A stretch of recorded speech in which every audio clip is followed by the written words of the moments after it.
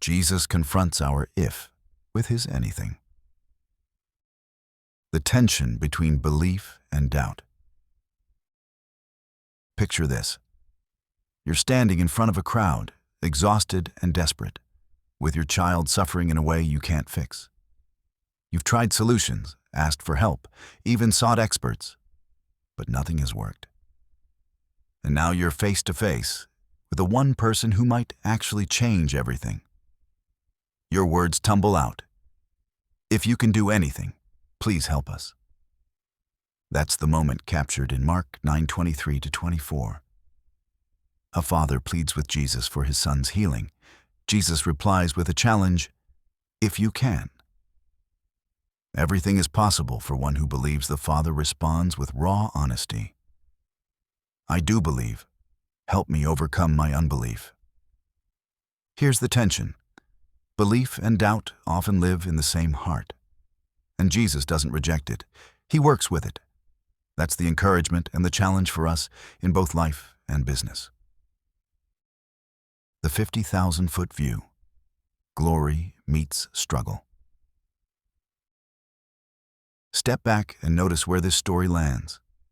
Just moments earlier, Jesus was transfigured before Peter, James, and John. Heaven touched earth in dazzling glory. Then he descended into chaos.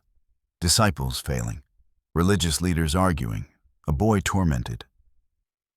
Isn't that how life feels? We leave a mountaintop conference, a breakthrough meeting, or a moment of deep prayer, only to return to inboxes, deadlines, and relational tensions. The contrast is jarring. The truth is that most of life is lived in the valley, not on the mountaintop. And in those valleys, the question isn't about whether God has the power.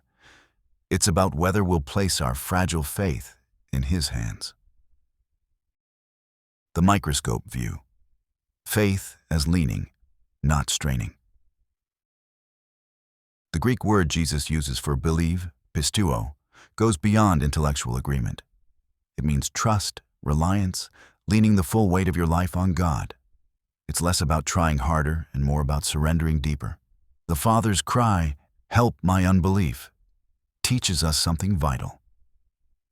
Faith isn't the absence of doubt. Faith brings both belief and doubt to Jesus, and it says, I trust you with this mess. That confession is powerful in business boardrooms, as much as it is in private prayers. Whether you're leading a team or leading your family, you don't have to fake perfect confidence. You need honest dependence. The if and the anything. This story turns on a pivot point. If versus anything. The Father brings an if you can. Jesus responds with anything is possible. That's the collision point between our limited imagination and God's unlimited power. In business, we ask, if we can hit this target, if the market shifts, if the client says yes. In life, we whisper, if I can keep my marriage together, if I can survive this season, if I can prove myself. But Jesus meets our if with his anything. It's not about reckless optimism. It's about anchoring our confidence in the character and ability of God, who is never boxed in by our limitations. What this means for your life. Spiritually, this passage calls you to drop the mask of certainty. God isn't waiting for flawless faith. He's asking for honest faith. The Father's prayer, half belief, half desperation, was enough for Jesus to move.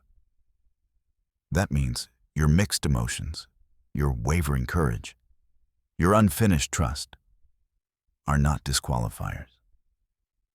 They're the very soil where God grows his power. Relationally, this speaks to the way we approach others. Too often, we demand certainty from spouses, children, or co-workers before extending grace.